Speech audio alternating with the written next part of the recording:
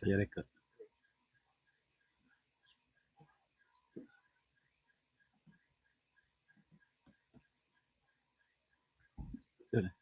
Boleh.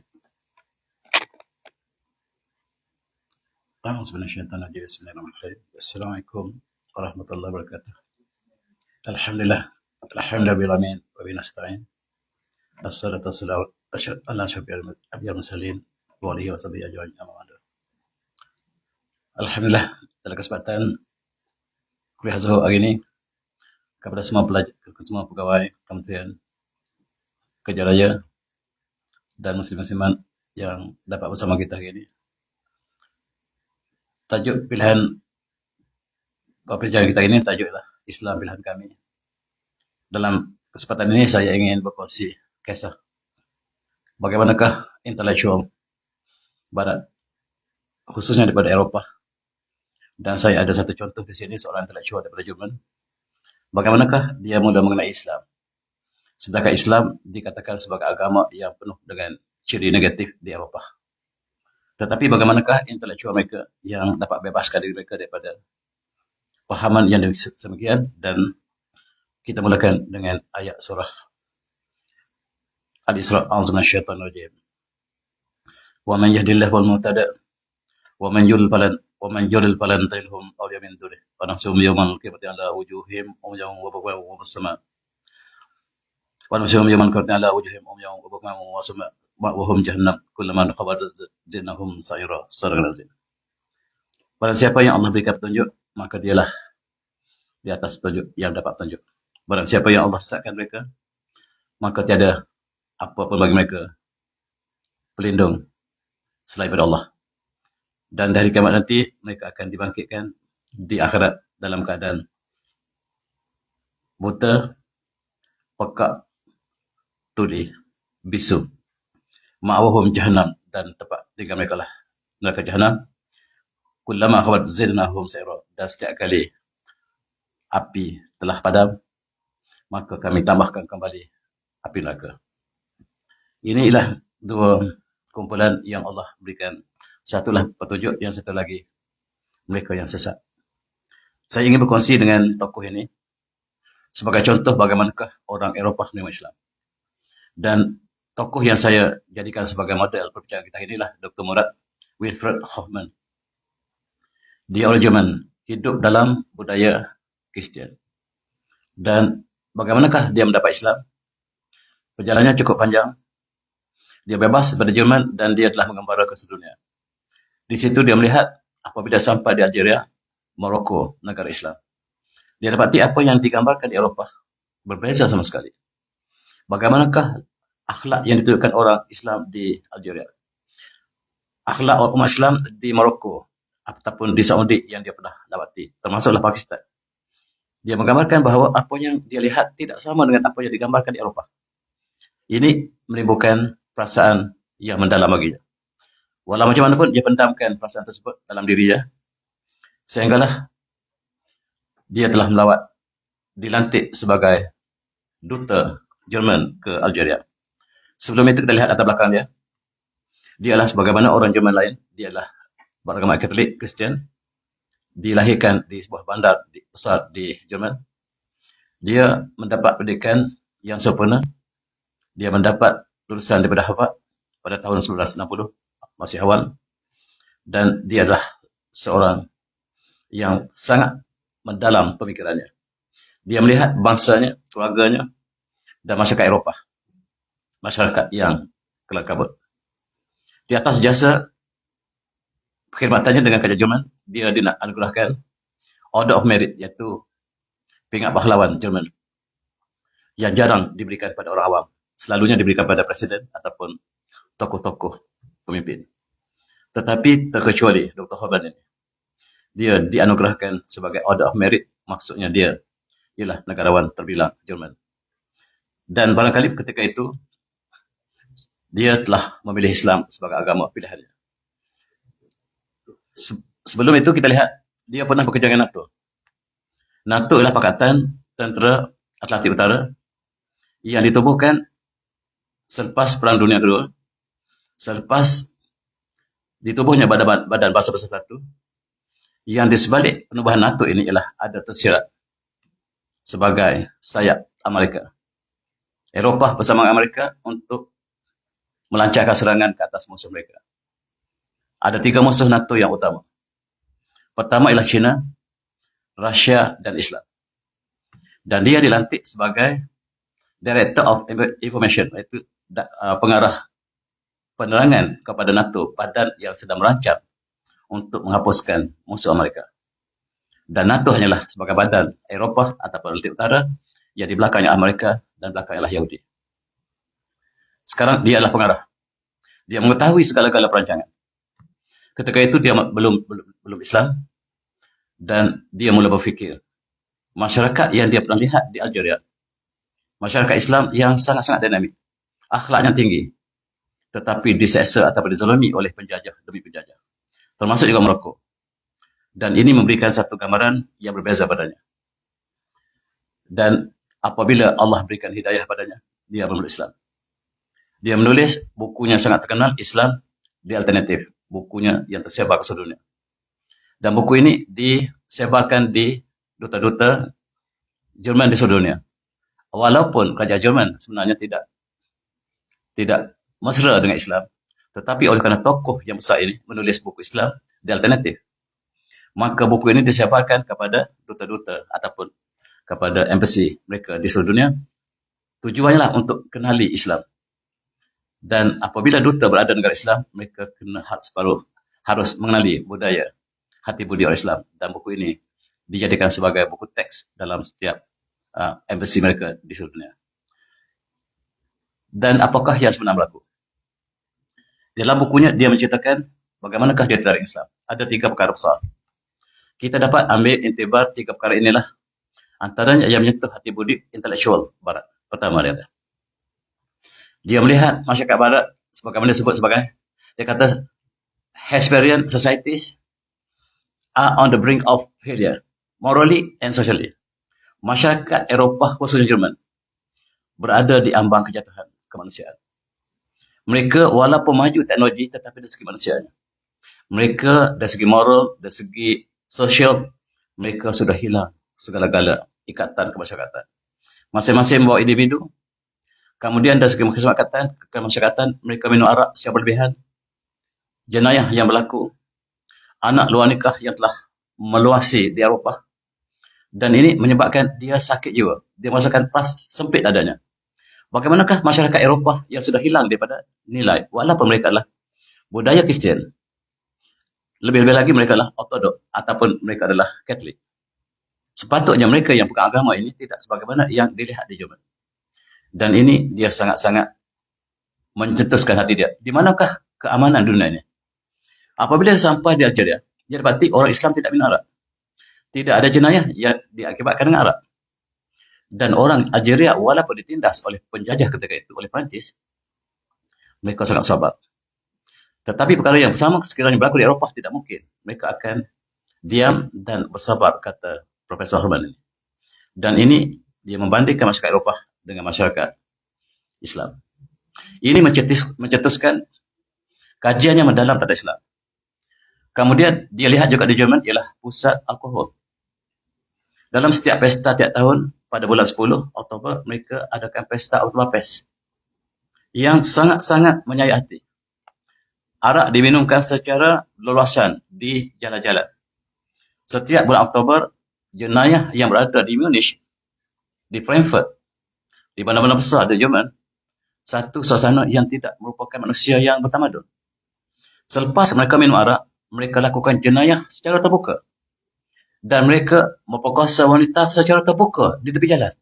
Ini bukan sifat manusia, dia kata. Oktoberfest inilah yang sangat meruntuhkan akhlak. Bermula daripada arak, tetapi akibatnya sangat luas. Kemalangan jalan raya yang tidak dapat dikawal di Jerman. Polis Jerman juga mabuk. Pemandu yang mabuk melanggar polis. Dan pelbagai-bagai polis mabuk. Polis yang menjaga orang mabuk-mabuk. Sebab mereka jadikan pesta Oktoberfest. Kemudian daripada Jerman inilah melonjak ataupun merebak ke Eropah, Arab. Pesta yang khusus, setiap kerajaan memperuntukkan 1 bulan. Termasuklah ke Amerika, akhirnya sampai ke negara kita. Dalam parlimen kita bulan lepas, terdapat perdebatan yang sangat hebat. Apakah kita akan mengharamkan autobapes di negara kita? Menteri Agama mengatakan tidak ada sebarang kebaikan di sebalik autobapes dalam parlimen kita dengar. Sebab dia meruntuhkan segala sendi kehidupan masyarakat. Dan dibantah oleh pembangkang. Pembangkang mengatakan bahawa tidak ada bukti jenayah dihubungkan dengan arak. Sedangkan polis dunia mengatakan don't drink and drive. Jangan minum kemudian memandu sebab bahaya. Malaysia juga, kita juga lihat pemandu yang mabuk. Masuk jalan yang salah. Bertentangan dengan trafik dan menyebabkan kemalangan yang tidak ada taranya. Jelas polis dunia mengetahui bahawa don't drink and drive. Arak dan jenayah adalah hubungan yang sangat rapat. Dan apa yang berlaku di parlimen kita serah pada mereka, mudah-mudahan tidak sampai ke negara kita. Tapi inilah yang menjadi bahan menengan kepada Dr. Homan. Dr. Homan mengatakan bahawa dia ada pengalaman yang sangat mengerikan ketika dia berada di Amerika, di Mesir Harvard. Dia dilanggar oleh pemandu lori mabuk. Dan dia hampir mati. Dibawa ke hospital, masuk ICU, doktor mengatakan tak ada harapan awak ini. Tengok, nationality dia orang Jerman. Tetapi Allah telah selamatkan dia. Akhirnya, dia telah baik dan telah membentuk jati diri serta menjadi negarawan Jerman yang sangat terkenal. Inilah sebab antara menyentuh hatinya ke Islam. Islam mengharamkan arak dan tentulah ada sebab. Sebab Eropah tidak dapat menyelesaikan masalah arak. Ketika mereka minum dengan sedikit, barangkali tidak ada masalah barangkali. Tetapi bila mereka sudah mabuk, manusia bertukar menjadi haiwan. Dan dia lihat dalam agama yang mengharamkan arak ialah Islam. Dan itu detik awal dia kepada Islam. Dan yang kedua. Tetapi dia kata yang pertama. Tadilah sebagai latar belakang dia melihat Islam. Sebab yang pertama mengikut dia, tapi bagi saya, sebab yang kedua, dia dilantik menjadi duta Jerman ke Algeria. Sampai di Algeria pada tahun 1962, ketika itu, pertempuran di antara pejuang kemerdekaan Algeria bersama dengan menentang Perancis. Perancis, kalau kita nak bandingkan dengan British, negara kita, Perancis jauh lebih dahsyat kezaliman mereka. British juga zalim, tetapi kalau kita banding dua ini, antara Perancis dengan British, Perancis lebih tepat yang lebih awal, masa pertama. Di Eropah, bangsa penjajah yang paling ganas ialah Sepanyol. Diikuti oleh Portugal. Kemudian Perancis, Itali, Belanda dan British. British mempamerkan wajah yang baik di depan kita. Walaupun di belakangnya, mereka juga melakukan sama seperti penjajah lain. Tetapi apa yang berlaku di Algeria, Perancis menunjukkan sifat kezaliman yang terbuka. Dan ketika itu dia sebagai duta Jerman di Algeria. Dia tengok orang Algeria dizalimi. Tetapi dia sebagai duta tidak dapat lakukan apa-apa. Dia bertemu dengan umat Islam yang dizalimi. Dia bertanya, dia buat survei. Kenapakah kamu dapat bersabar dalam keadaan zaman ini? Kamu dijajah ratusan tahun oleh Perancis. Tetapi kamu nampaknya sabar. Apakah yang menyebabkan kamu tidak berduka cita di atas perkara yang kamu hadapi sekarang? Kata umat Islam Algeria, Tuan, kalau Tuan nak tahu sikap kami, Tuan bacalah Al-Quran.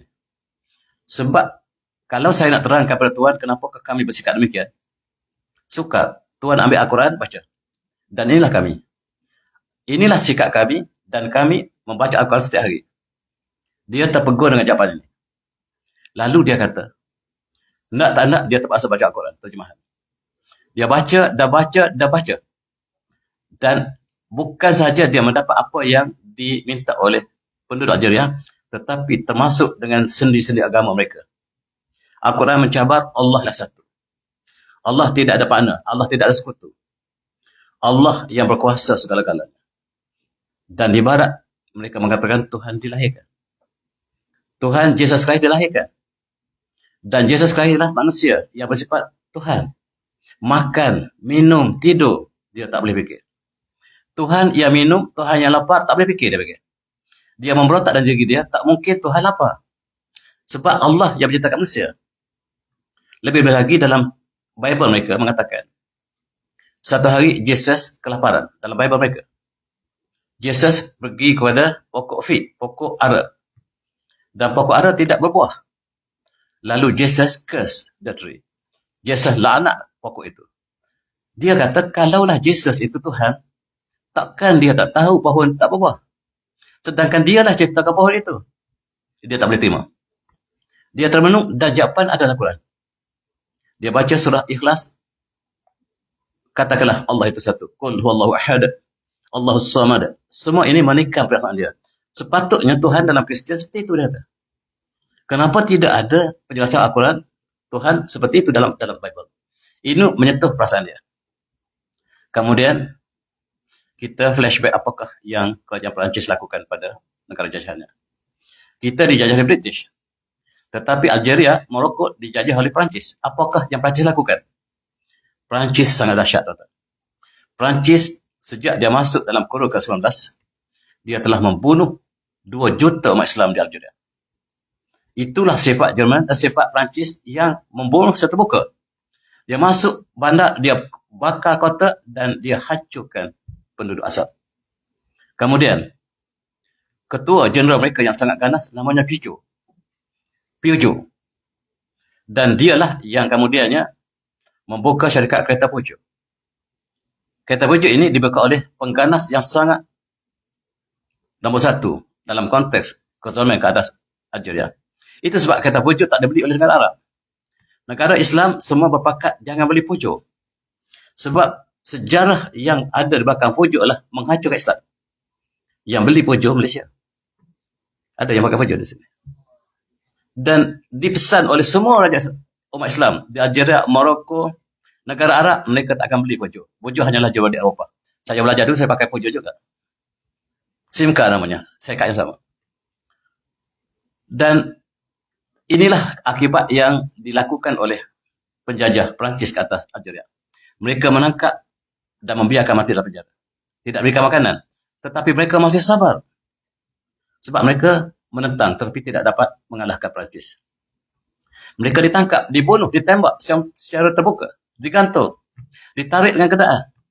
Ada gambar-gambarnya banyak, saya tak sanggup untuk tunjukkan. Bagaimanakah dahsyatnya Perancis melakukan ke atas orang Algeria, termasuk orang Morocco. Kemudian Profesor Hoffman ini bertukar ke Morocco. Dia mendapati suasana yang lebih baik tetapi masih menggambarkan apa yang sama. Penjajah Eropah terhadap Islam. Mereka melakukan dengan kezaliman yang tidak dapat dibayangkan, kata Profesor Hoffman. Dan ini menimbulkan simpati pada dia. Apabila Bangsa Bersatu ditubuhkan pada tahun 1945, Perancis dibawa ke Bangsa Bersatu tuduhan jenayah terhadap manusia, terkhususnya di Algeria. Tuduhannya ialah mereka membunuh 2 orang umat Islam Afrika. 2 juta, bukan sedikit. Dibawa ke Bangsa Bersatu. Dan Perancis ialah kuasa veto, dia tolak. Sampai sekarang, jenayah Perancis tak pernah dibincang di peringkat Bangsa Bersatu. Yang menariknya, jenayah British yang membunuh orang di Afrika ataupun di Australia, di New Zealand.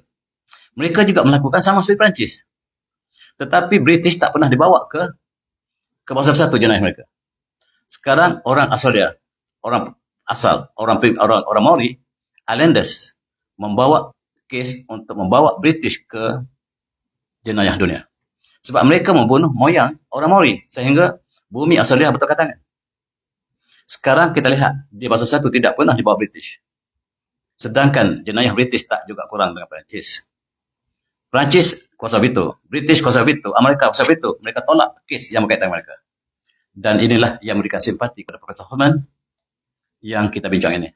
Tuan-tuan yang baru bersama kita, saya sekarang membicarakan seorang tokoh Jerman yang memeluk Islam bernama Profesor Murat Hoffman.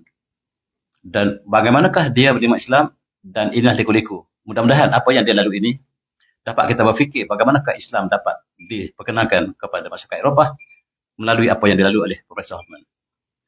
Yang kedua, dia sangat tertarik dengan sejarah Islam di Andalusia. Dan dia adalah seorang ahli undang-undang, tetapi dia sangat berminat dengan sejarah. Lebih lagi sejarah Islam, dan apabila dia melawat Andalusia, dia mengatakan dia sangat kagum dengan architecture yang masih ada di kota Alhambra umpamanya, di Cordova, di Sevilla, di Granada. Dan dia adalah pengkaji tentang kesenian bangunan. Dia cuba bandingkan architecture Rom yang sudah berakhir dan kemudian architecture Spanyol yang dibawa Islam. Satu architecture yang tidak ada tandingannya mengikutnya. Tentulah satu bangsa, satu kaum yang membina satu tamadun yang besar ini, satu kaum ini, kaum yang sangat-sangat intelektual mengikut profesor ini. Dan inilah menyebabkan dia tertarik dengan Islam. Dia melihat bangunan Alhambra yang tidak ada tandingan di Eropah. Bahkan dia memulakan seni bina yang agung di Eropah bermula dengan Alhambra ataupun dengan Granada. Alhambra ialah simbol arkitektur Islam. Dan gambar-gambar ataupun objek dalam bangunan ini, tuan-tuan yang pernah melihat lebih dapat merasakan apa yang dirasakan oleh profesor ini. Lukisannya sangat precision, dengan penuh dengan sifat geometri yang sangat-sangat detail. Dan dia melihat arkitektur ini tidak ada tandingan di Eropah. Masjid-masjid, istana, bangunan-bangunan, jambatan yang dibina ketika zaman Andalusia masih kukuh di Spanyol sekarang. Tentulah bangsa yang demikian sifatnya, tentulah bangsa yang intelektual. Tentulah agama Islam, agama yang membawa mereka kepada intelektual ini. Jadi dia mula berfikir Islam ada kredit untuk dia kaji secara mendalam. Dia lihat rumah-rumah orang Spanyol. Rumah-rumahnya sangat cantik. Sebab dari sejarahnya kita perkenalkan bunga di Eropah. Umat Islam, Allah adalah indah. Allah jamil. Yuhibbul jamal. Allah ialah maha indah. Allah cintakan kecantikan.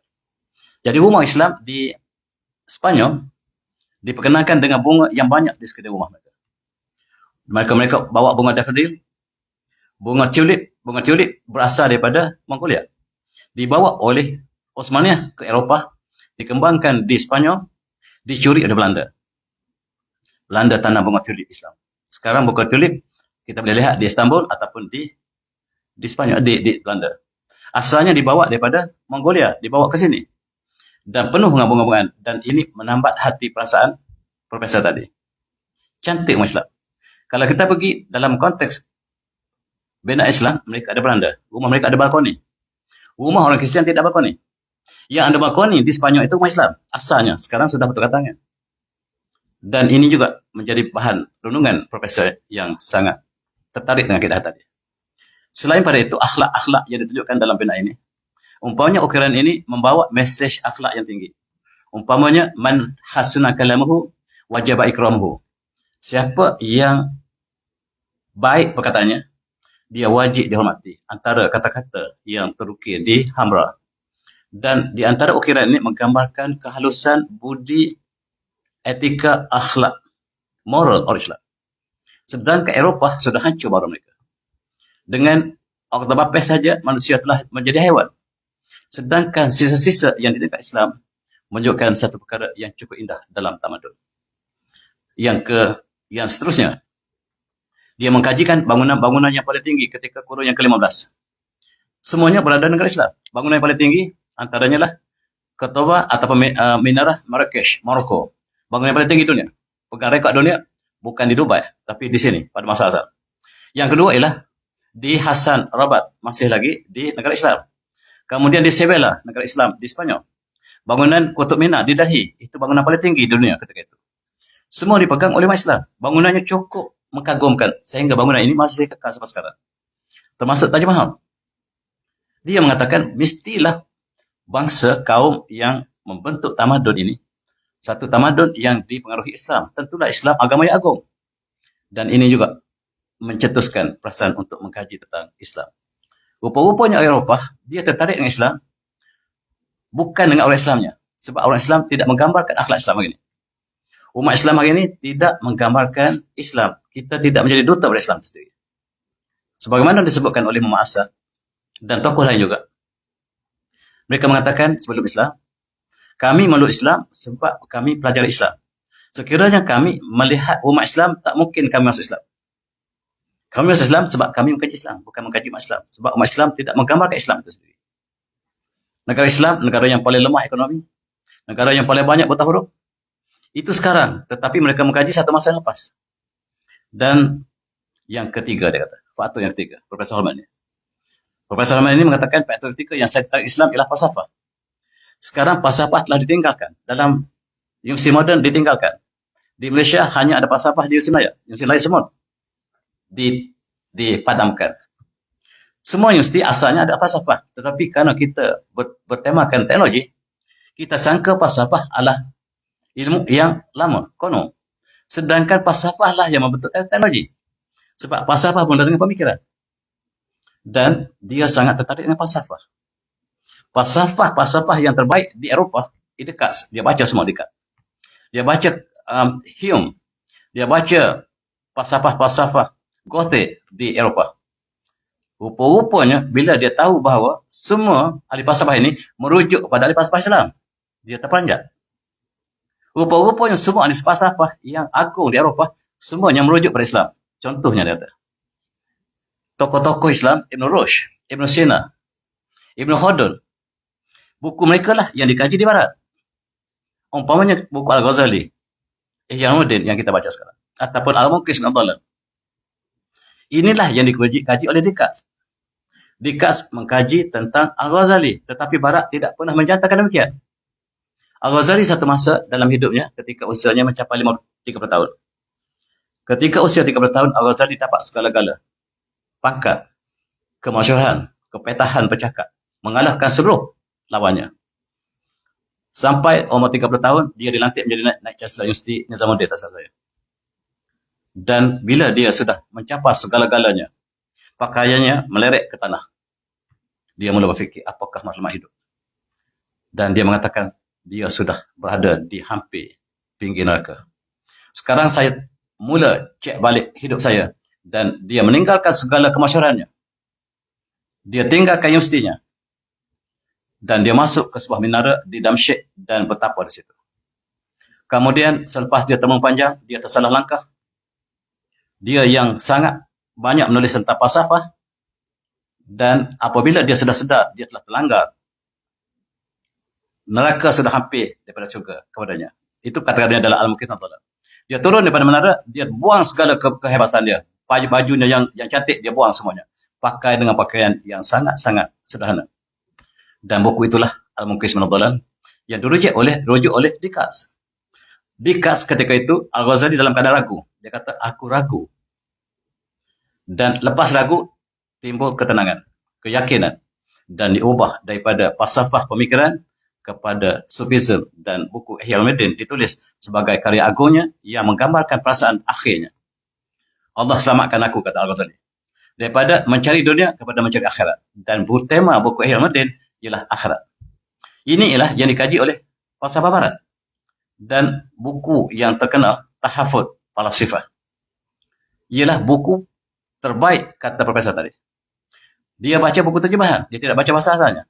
Tahafut Falasifah ialah mempamerkan pemikiran manusia yang terbaik.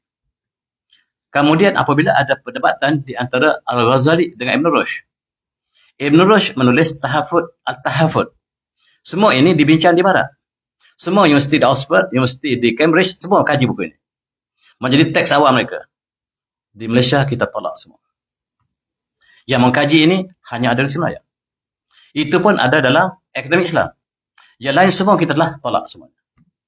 Dan perdebatan antara Ghazali dalam tahafut falasifah dengan tahafut mengikut Profesor Hoffman ialah perbandingan atau perbincangan intelektual yang terbaik buku yang pernah lihat. Bagaimana hujah mereka berhujah? Satu dilawan dengan hujah, hujah dilawan hujah, hujah lawan hujah, bukan pribadi. Dan ini sifat intelektual, kata Salman. Dan apa yang dikagum ialah kata-kata Ibn Rushd. Kata Ibn Rushd, innal hikmah hiya an-nazar fil asya' bihasbi ma taqtadi tabi'atur rahal. Hikmah ialah berhujah berdasarkan pada bukti. Kekuatan statement kita bukan kepada siapa yang bercakap, tetapi pada bukti yang dibawa. Dan inilah menyentuh hati Profesor Hoffman sehingga akhirnya dia menilai Islam. Daripada agama Katolik, dia memilih Islam sebab Ibn Rushd. Antara yang dapat hidayah Allah berikan melalui Ibn Rushd. Tuan-tuan, dia tertarik dengan Ibn Rushd. Ibn Rushd antara mengatakan, minal amri ayati ar-rajul minal hijaj li khusumihi limuslima ayati bihi damsih. Kalau kita berdebat, hujah yang dibawa oleh musuh kita, kalau dia betul kita ambil. Jangan kita tolak dia kerana dia musuh kita. Kita lihat hujah. Walaupun dia musuh kita, tapi hujah dia hujah yang benar kita ambil. Itu perdebatan yang indah. Perdebatan intelektual yang diamalkan dalam Islam. Tetapi di barat, perdebatan untuk menjatuhkan, mengalahkan lawan dia. Seni perdebatan Eropah ialah mengalahkan kawan. Tetapi dalam Islam, kita nak cari kebenaran. Dan kata Ibn Yus, aqwan nas aqlan wazkahum nafsan man yukallim an-nas ala qadri aqlihim. Dan orang cerdik ialah tanda dia bercakap berdasarkan kepada audiensnya. Audiens yang intelek, dia bercakap bahasa intelek. Orang yang lemah, yang kanak-kanak, dia cakap dengan bahasa lemah, dengan bahasa kanak-kanak. Itu tanda orang yang cerdik. Aqwan nas aqlan, orang yang baik akalnya. Wazkahum, dan yang paling cerdik, nafsan, dari segi jiwanya. Man yukallimun nas, siapa yang bercakap dengan manusia, ala qadri aqlihim, di atas kadar akal mereka. Dan tuan-tuan, dia dapat satu fakta yang sangat mengejutkan, yang disembunyi selama ini oleh orientalis. Siapakah yang membuka universiti pertama dunia? Bukan pertama di dunia, tapi pertama di Eropah. Dalam kurun yang ke-9, kita sudah membuka universiti di Maroko. Universiti di Maroko kita sudah buka. Dan kita sudah buka universiti Nizamuddin. Kemudian kita buka universiti di Baghdad. Kita membuka universiti di Barcelona, di Islam, di Spanyol. Kita buka universiti di Madrid. Kita sudah ada di Granada. Tetapi Eropah belum ada sebuah universiti pun. Dan universiti pertama Eropah ialah Universiti Sorbonne. Universiti di Paris, Universiti Paris. Dan siapakah yang membukanya? Dia cuba cari. Disembunyikan ribuan tahun. Ribuan tahun disembunyikan oleh Eropah. Siapakah yang membuka Universiti Paris? Dia dapat tahu yang buka ialah umat Islam. Ibn Rushd. Yang membuka Universiti Paris, universiti terbaik dunia, bukan Oxford, tuan-tuan. Bukan Harvard. Tapi Sorbonne. Tapi Sorbonne baca bahasa dia bahasa Perancis. Orang Malaysia hanya tahu bahasa Inggeris. Oleh sebab itu, hanya 10 orang Malaysia yang belajar di Sorbonne. Sorbonne, universiti terbaik dunia. Universiti terbaik dalam kontes kejuruteraan ialah Universiti Munich. Tapi sayang, dimomokkan oleh mereka, universiti terbaik kejuruteraan ialah di Berkeley, Florida. Bohong. Yang terbaik ialah Munich. Itu sebab kereta, tuan-tuan, kita beli kereta Mercedes. Kereta BMW. Kereta Volkswagen, kita beli kereta Morris Minor yang dibuat oleh British. Tak ada kelas. Sebab itu universiti terbaik dunia, semua tak ada Jerman. Kenapa Jerman universiti yang terbaik? Sebab dibuka oleh umat Islam. Satu fakta yang tak pernah disebut dalam sejarah barat. Sekarang Profesor Homan dapat mencari sumber dari manakah universiti Perancis dibuka. Dibuka oleh Ibn Rushd. Kemudian universiti kedua, universiti apakah? Universiti Padua di Itali, dibuka oleh umat Islam. Dua universiti utama di Eropah dibuka oleh umat Islam. Dia baru tahu bahawa universiti ini ialah sumber ataupun sumbangan Islam. Dia mendalami lagi. Universiti negerinya, Universiti Frankfurt, dibuka oleh umat Islam. Dibuka oleh murid Ibn Rushd. Sebab mungkin Ibn Rushd ini dia sudah luas. Berkembang di Perancis, berkembang sampai ke Itali, kemudian berkembang sampai ke Frankfurt. Mula-mula sekali dalam matematik umpamanya, apabila umat Islam perkenalkan huruf sifar, huruf kosong. Di Eropah tidak ada perkataan sifar. Jadi dalam bahasa Jerman disebut Ziffer. Ziffer. Tuan-tuan yang belajar bahasa Jerman, Ziffer. Dalam bahasa Perancis, mereka sebut Schiffer. Sifar. Kemudian dibawa ke Itali, nama Zifaro. Sifaro. Kemudian Inggris, bangsa paling mundur di Eropah, sebut Zero. Sifar. Dan ini baru dipelajari oleh Profesor Hoffman. Kebanyakan orang Islam tidak tahu. Rupa-rupanya Zero itu berasal daripada Islam. Sifar. Sifar jadi Ziffer. Jadi Schiffer. Jadi Sifaro. Zero. Jadi Zero. Dan alkohol daripada alkoholi. Alkaline daripada alkali. Nitric acid daripada nitron. Semua istilah Arab. Kita tanya profesor terbaik kimia kita di universiti. Nitric acid daripada bahasa apa? Itu bahasa Latin, dia kata. Dia tak tahu bahasa Arab. Dia tak tahu dalam kimia kebanyakan istilah bahasa Arab. Menggambarkan siapakah yang mengasas ilmu kimia? Umat Islam. Siapakah yang mengasas ilmu botani? Sebab itu dalam botani kebanyakannya istilah masih dalam bahasa Arab. Tamarin, tamarhind. Dan istilah-istilah yang banyak dalam pelajaran umpamanya kabel daripada Hebel, typhoon daripada Taufan, monsoon daripada Mosem, dan lain-lain.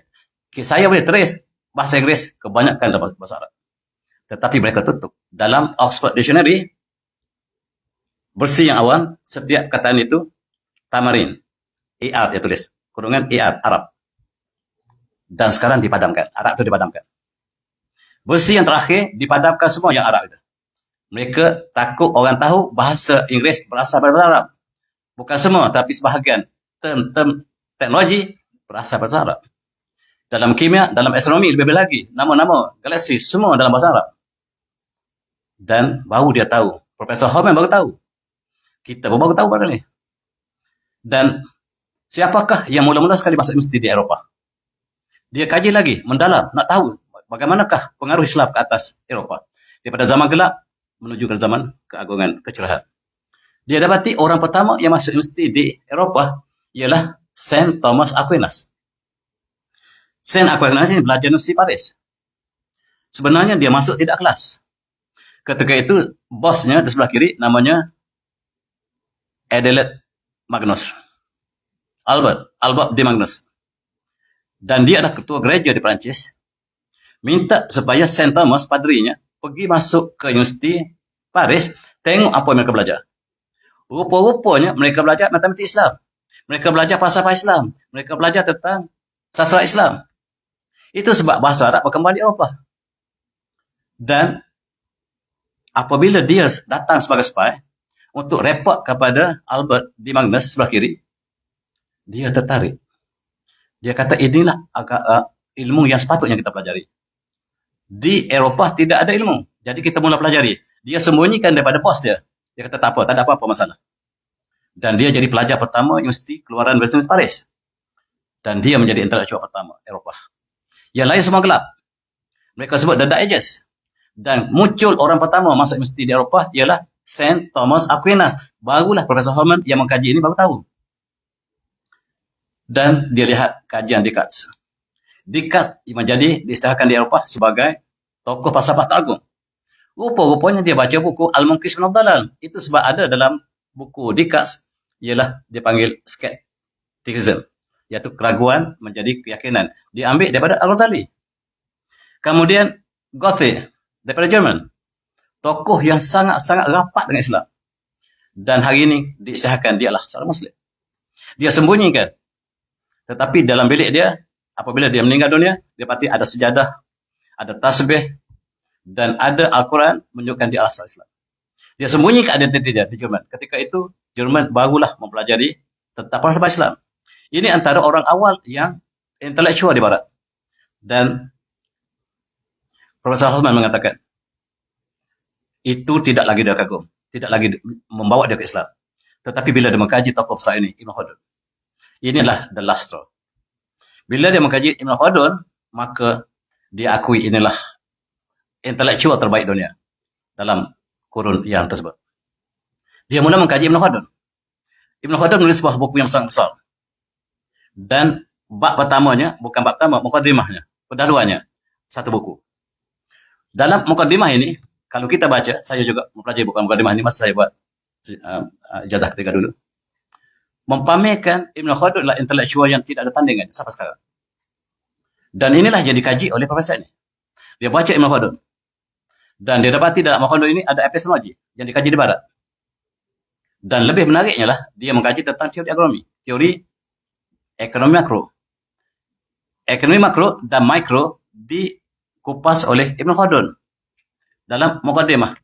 Buku yang besar ini, mukaddimah pun kita tak habis baca lagi. Dan dia dianggap sebagai bapa sosiologi, bapa historiografi. Dan apakah yang dia sebut? Dia mengatakan teori yang sangat terkenal dalam ekonomi hari ini ialah supply and demand. Ini dimomokkan datang daripada Eropah, sebenarnya daripada Ibn Khaldun. Ibn Khaldun dah yang menceritakan tentang teori ekonomi. Dan mengikut Ibn Khaldun, antara ringkasannya adalah pemimpin ialah market yang terbesar dalam sebuah negara. Ialah kerajaan. Kerajaan ialah memiliki market yang terbesar. Maksudnya kerajaan dengan ekonomi harus ada polisi yang sangat jelas. Yang kedua, dia mengatakan bahawa the government is the creator of money. Duit ditentukan oleh kerajaan, tidak boleh individu. Kemudian tax dengan products, dengan productivity, dia berkadar sonsa. Sekiranya tax dinaikkan, berarti pengeluaran kita akan turun. Sekiranya tax diturunkan, pengeluaran akan naik. Ini yang disebut oleh Ibn Khaldun. Dan menariknya, digunakan oleh Mr. Reagan. Mr. Reagan menggunakan teori Ibn Khaldun untuk ekonomi Amerika dalam masa dia merintah 2 penggal. Dia mengatakan, saya menggunakan satu sistem rahsia. Saya tak boleh sebut rahsia siapa dia. Saya sudah menggunakan teori yang telah menyebabkan ekonomi Amerika naik mendadak. Teori ini ada hubungan dengan cukai. Dan orang desak, pemerintah tanya desak, wahai Presiden Serdi, beritahu sistem apa kata? Dia kata, kamu nak tahu, sistem itu sistem Kaldan, Ibn Khaldun. Untuk ekonomi yang terbaik dunia hari ini, mesti menggunakan kembali kepada Islam. Dan Mr. Dr. Hoffman ini sedar ekonomi dunia yang dipengaruhi oleh kapitalisme, liberalisme, pragmatisme yang diamalkan Barat ialah menghancurkan kemanusiaan. Riba interest inilah menghancurkan yang lemah. Yang kuat makan yang lemah melalui riba. Kredit kad ialah yang kuat makan yang lemah. Macam dalam hutan, yang kuat rimau dan singa makan yang kecil, kancil. Itulah kredit kad yang dibandingkan dalam teori Ibn Khaldun. Interest diharamkan Islam. Dan tuan-tuan, interest jadi amalan Eropah. Untuk selamatkan ekonomi dunia, kata Dr. Hoffman, kita harus kembali pada Islam. Barat mengatakan teori ekonomi makro diasaskan oleh Adam Smith. Rupa-rupanya Adam Smith mencuri daripada Ibn Khaldun. Barulah Profesor Hoffman tahu teori-teori yang tulis oleh Adam Smith dalam ekonomi, semuanya teori Islam. Yang dimodifikkan dengan riba di Eropah. Yang buku The Wealth of Nation ini menjadi buku terkenal dunia sebagai asas ekonomi makro. Rupa-rupanya ciplakan daripada Ibn Khaldun. Rupa-rupanya, kata Reagan, kalau nak tahu tentang ekonomi yang baik, jangan tengok Adam Smith, tengok gurunya, iaitu Ibn Khaldun. Dan tuan-tuan yang semati, perkara ini dikaji oleh intelektual Barat. Orang Islam tidak mengkaji. Sebab falsafah diharamkan di Malaysia. Bukan diharamkan, dihapuskan. Mereka nak jadikan sains, teknologi sebagai matlamat pendidikan kita. Dia tak tahu bahawa pendidikan ini bergantung, teknologi ini bergantung pada sains fundamental. Tanpa sains fundamental, tak mungkin ada teknologi. Oleh sebab itu, negara yang maju teknologi seperti Jepun, mereka memperkuatkan sains fundamental. Sains fundamental ialah falsafah. Tanpa falsafah, kita tak akan bina, kita tak akan menjadi pembina teknologi. Kita hanyalah user. Kita ambil barang orang, kita assemble di sini. Itu saja yang kita boleh buat. Kalau kita tidak belajar sains fundamental. Di Malaysia, kita tersalah langkah. Kita buang sains fundamental, kita kembangkan teknologi. Teknologi tidak boleh berkembang tanpa ada sains fundamental. Dasarnya lah sains fundamental. Di belakang fundamental adalah falsafah. Kita tersalah langkah. Dan inilah yang dikaji oleh Profesor Hoffman tadi. Dan dia mengatakan, sayang, kita memuji Adam Smith. Rupa-rupanya dia ciplak daripada umat Islam. Apa tak kalau kita lebih baik kita mengkaji daripada sumber asli. Sebagaimana yang Mr. Reagan lakukan. Mr. Reagan rahsia teori ekonomi Amerika bergantung pada sistem Ibn Khaldun. Yang kedua, falsafah ini di atas desakan Dr. Hoffman tadi, dia cadangkan semua kedutaan Jerman di dunia mengkaji tentang Islamic philosophy. Rupa-rupanya falsafah yang ada di barat semua bersumber dari Islam. Apabila seorang yang intelektual memberikan cadangan pada kerajaan Jerman terpaksa dengar. Sebab ini memerlukan kita intelektual untuk sampai ke Islam di Eropah. Tuan-tuan, dia sangat terpegun dengan Al-Ghazali. Al-Ghazali menulis Ayyuhal walad, wahai anakku. Nasihat bagaimanakah sebelum dia meninggal dunia, nasihat pada anak-anaknya, anak muridnya. Ayyuhal walad, ini dibaca di surat sampai hari ini. Dan dia ikut Al-Ghazali, dia tulis buku yang sama. Mr. Dr. Murad Hoffman ni menulis buku yang bertajuk Wahai Anakku dalam bahasa Jerman. Dan dia katakan, saya tidak tinggalkan apa-apa untuk anakku. So, I told him that I will be giving him something, not monetary. Bukan duit. Tetapi nasihat, sebagaimana Al-Ghazali, nasihat anaknya dan sifat falsafah Islam ini menjelma ke dalam hatinya, ke dalam hati Profesor Harman, dan akhirnya dia mengucap syahadah, asyhadu an la ilaha illallah, asyhadu anna Muhammadar Rasulullah. Inilah cara Islam diperkenalkan di Eropah. Dan inilah orangnya. Dia mengatakan, saya mula melihat Islam dengan mata saya. Selama ini saya lihat Islam dengan mata orang lain. Eropah memburuk ke Islam dan saya ikut terpengaruh dengan media Eropah. Sekarang saya melihat Islam dengan mata saya sendiri. Dan saya membuat pilihan. Islam ialah pilihan saya. Islam adalah pilihan kami. Dan yang ketiga, dia kata, yang terakhir, yang menyentuh hati budi dia, mengapa dia memilih Islam, ialah sebab doktrin agamanya sendiri. Dia mengatakan bahawa dalam agama Kristian, yang diikuti oleh orang Kristian bukan Jesus Christ, bukan Nabi sallallahu alaihi wasallam, tetapi Paul. Paul tak pernah berjumpa dengan Nabi sallallahu alaihi wasallam, tak pernah jumpa dengan Jesus Christ. Dan Nabi Isa ajar yang lain, Paul ajar yang lain. Di dalam Bible yang ada sekarang, yang diajar oleh Jesus Christ, I am not sent but to the lost sheep of Israel. Saya tidak diutuskan kecuali kepada Bani Israel, kata Nabi Isa. Dalam Al-Quran juga mengatakan dialah Nabi yang diutuskan kepada Bani Israel. Maksudnya orang India, orang Barat, orang Eropah tidak boleh masuk Kristian. Nabi Isa mengatakan, saya diutuskan hanya untuk Bani Israel. Tetapi Paul, distortion. Ajaran ini mengatakan bahawa boleh semua agama, semua orang lain boleh memeluk Islam. Tetapi by right, kalau kita ikut Jesus Christ, kata Profesor Harman, orang Eropah, orang Inggeris, orang Amerika, orang Spanyol yang masuk Kristian terbatal agama mereka. Sebab Jesus Christ hanya diutuskan untuk Bani Israel.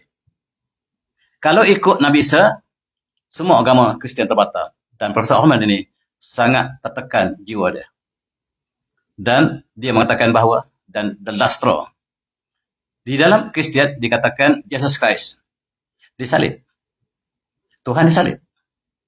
Tetapi manuskrip yang ditemui baru ini, yang kita sebut dalam kuliah lepas barangkali, manuskrip di Laut Mati yang ditemui, yang ditulis oleh disciple kepada Jesus Christ, mengatakan bahawa Jesus Christ tidak dibunuh, Nabi Isa tidak disalib, yang disalib orang lain.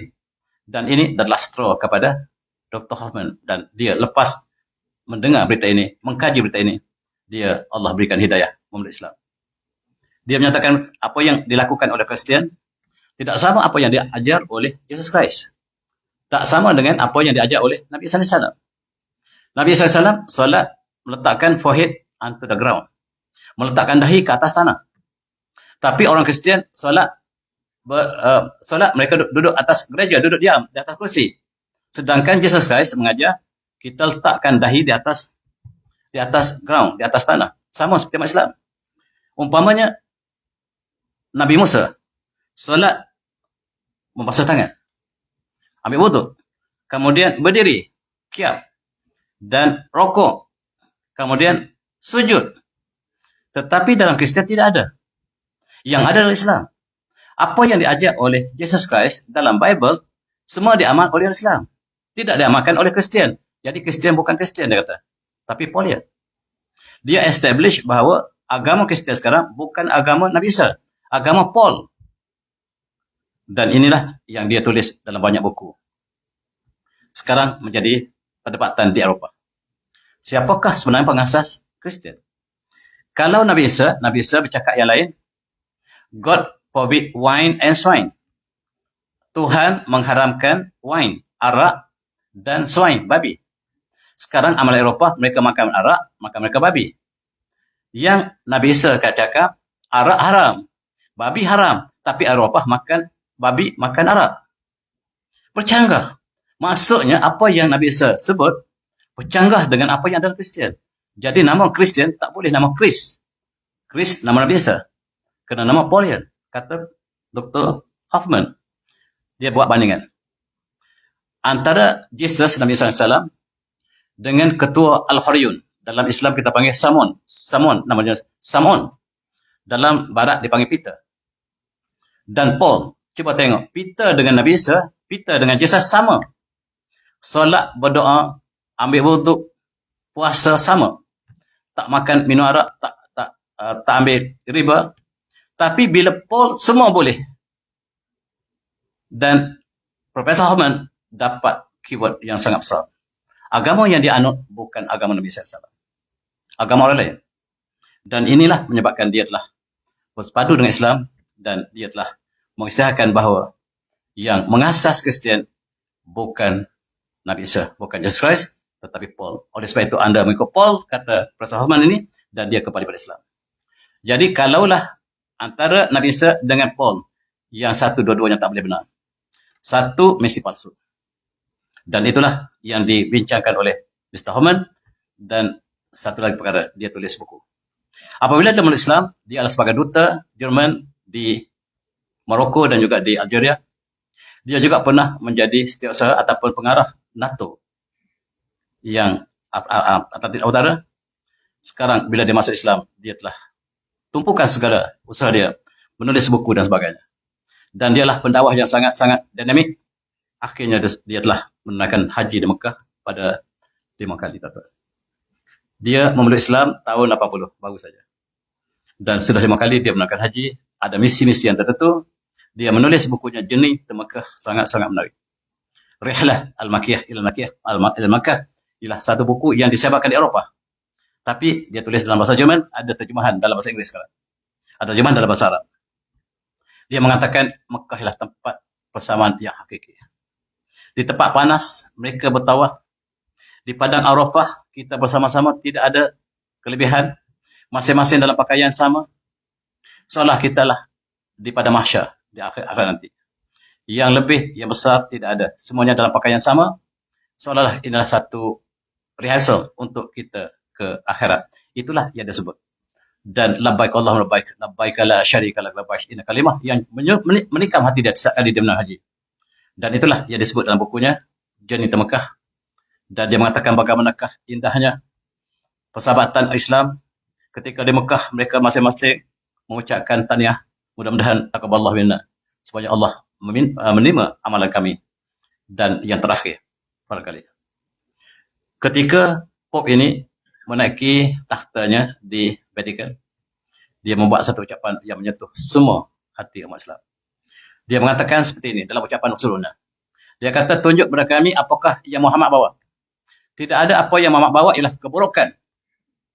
Yang Muhammad bawa ialah pedang, pembunuhan, kemusnahan. Ini ucapan yang diberikan oleh Paus yang mewakili Katolik di Vatikan. Dan ini menyebabkan orang Eropah bangkit. Termasuklah Profesor Hoffman. Profesor Hoffman dengan rakan-rakannya yang semuanya mu'alaf, semuanya yang baru masuk Islam. Sangat sensitif dalam kata ini. Mereka mengumpul intelektual selama 138 orang. Mereka menulis sebuah risalah. Risalah ini bertajuk Kalimatun Sawat. Yang diambil daripada ayat Quran yang diterjemahkan dalam bahasa Inggeris dengan Common Words. Menyeru supaya orang Kristian renungi kembali Islam. Apakah yang disebut oleh Pope ini benar atau palsu? Lihat kembali sejarah Islam. Kemudian apakah Islam ini tidak ada kasih sayang? Dan bagaimanakah Islam yang sebenarnya dengan Islam yang dimomokkan di Barat? Mengajak seluruh intelektual Eropah. Dan contoh yang mereka bincangkan dua perkara. Love your neighbor dengan love Tuhan. Cinta ke Tuhan. Dua perkara yang dibincangkan di Eropah. Cintailah jiran kamu dan cintai Allah. Apakah benar Islam yang tidak berlaku dalam keadaan itu seperti mana yang orang Kristian? Sebab Kristian, mereka dua inilah menjadi keyword mereka dalam dakwah mereka. Bincangkan bagaimanakah hadis-hadis Rasulullah mengenangkan bagaimanakah baiknya dengan jiran. Bagaimanakah umat Islam, persaudaraan, perasaan kita dengan umat Islam dan sebagainya, sebagai persaudaraan yang hakiki. Ini dibincangkan di Eropah dalam interface, tuan-tuan. Ini menimbulkan satu fenomena di Eropah dalam apa yang kita sebutkan sebagai interface, kajian antaragama. Maka inilah memulakan dalam tahun 80-an lepas, kita lihat perdebatan antara Muhammad Didat dengan Dr. Zain Nakir dan Dr. Naik dan sebagainya. Perbincangan tentang perbedaan agama. Dan inilah yang dianjurkan Islam. Ud'u ila sabili rabbika bil hikmah wal mau'izatil hasanah wajidhum billati ahsan innaka huwa aluman ba'an sabilih wa huwa bil muhtadin. Inilah yang dianjurkan Islam, bincang dengan baik. Dan di atas dasar inilah kita lihat perdebatan yang intelektual antara Syekh Muhammad Didat dengan Soros umpamanya. Ketika itu saya ada di England. Kami nak masuk dalam dewan itu, tapi penuh. Dewan Prince Albert, penuh. Tak boleh masuk. Perdebatan yang sangat-sangat spesial. Di sini kita lihat permainanlah hujah lawan hujah. Dan berapa ramaikah orang Eropah mula tertarik Islam dengan perdebatan ini. Direkodkan. Perbincangan mereka ialah, apakah Jesus Christ itu Nabi ataupun Tuhan ataupun manusia biasa ataupun Nabi. Dan inilah yang sedang dibincangkan sekarang. Akibatnya sekarang, perubahan yang sangat-sangat drastik. 25,000 orang mereka memeluk Islam setiap tahun. 25,000 lebih umat Islam di Britain memeluk Islam setiap tahun. Disebabkan perdebatan ini. Maksudnya, untuk perkenalkan Islam di Eropah, kita mesti melalui jalan intelektual. Kita mesti lalui jalan intelektual sebagaimana yang dilalui oleh Profesor Feldman tadi. Dan kita lihat, perkembangan Islam sangat-sangat kuat. Bahkan statistik Pew Research Center mengatakan Islam akan dominan pada tahun 2070. Dan itulah statistik yang resmi. Dan apa yang dilihat di Eropah sekarang, luar biasa. Ini ialah di White House. Tuan-tuan yang pernah pergi ke White House, di depan White House itu ada satu padang yang besar. Ada padang rehat. Pada hari Jumaat, ada seorang naik baca khutbah, yang lain ikut. Dan pemandangan solat Jumaat di depan White House. Ini dapat kita gambarkan betapa cepatnya orang berbagai-bagai bangsa di Amerika memeluk Islam. Di antara sebab ialah bagaimanakah perbincangan, dialog antara agama, dialog antara tamadun, inilah yang mengembangkan Islam yang besar sama ada di Eropah ataupun di Amerika ataupun di England, dan kami memilih Islam. Islam ialah pilihan kami. Sebagai tajuk perbincangan kita ini, kita lihat intelektual mereka satu demi satu telah memilih Islam apabila mereka masuk dalam lorong yang sebenarnya. Dan oleh sebab itu, gereja ditukar menjadi masjid dengan banyaknya di seluruh Eropah. Dan simulasi yang mereka lakukan, Islam akan menjadi dominan, agama yang terbesar pada tahun 2070. Hakikatnya, Islam telah mengatasi seluruh agama dunia. Statistik ini mengatakan bahawa jumlah umat Islam hari ini ialah, pada tahun 2014 lepas, jumlah umat Islam ialah 2.038 bilion. Mengalahkan semua agama dunia, sama ada Katolik, Protestan ataupun Hindu. Islam sekarang berada di atas. Walaupun ini tidak resmi. Yang resminya, Islam akan mengatasi seluruhnya pada tahun 2070, tetapi gereja Vatikan membuat statistik yang sebenarnya. Statistik ini tidak resmi, tetapi mereka isytiharkan Islam surpasses Roman Catholic as world largest religion. Dan huwaladzi arsala rasulahu bil huda wal haqq liyuzhirahu 'ala dinil kulli wa kafa billahi syahida. Itulah yang Allah janji, Islam akan mengatasi seluruh agama lain. Dan kita saksikan simulasi yang resmi tahun 2070, tetapi yang berlakulah 2014 telah mengatasi apa yang Allah janji di masa kita. Dan akhir sekali, tulisan buku yang terkenal, yang baik, kita terbaca kembali, Dr. Hoffman, ialah Religion on the Rise di Eropah, iaitu Islam sedang bangkit di Eropah. Dan akhirnya, dia telah meninggal dunia. Innalillahi wa inna ilaihi raji'un. Baru 2 tahun lepas. Dia telah membuatkan jasa yang besar, memperkenalkan Islam di Eropah dalam bentuk intelektual. Dia telah meninggal dunia. Dan orang Malaysia tak sedar pun.